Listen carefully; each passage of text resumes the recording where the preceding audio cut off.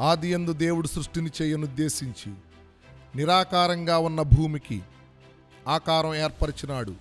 ఆది మానవుని ఏదెనులో ఉంచి ప్రాకారం వలె చేసి అధికారం ఇచ్చాడు. కానీ మానవుడు దేవుని ఆజ్ఞను ధిక్కారం చేసి తనను తాను వికారం చేసుకొని అంధకారంలో పడి సాతానుతో కలిసి బలాత్కారం చేస్తూ గాఢాంధకారంలో పయనిస్తున్నాడు. మానవుడు ఇహలోకాశలను అలంకారంగా చేసుకున్నాడు.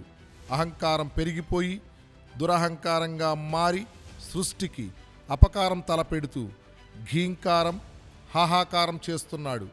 దేవుడు సృష్టిని చూసి మమకారం పోగొట్టుకోలేక ఉపకారం చేయడానికి నిశ్చయించుకొని ప్రవక్తల ప్రవచనాల ప్రకారం యేసును పరిష్కారం కోసం ఈ లోకానికి పంపాడు.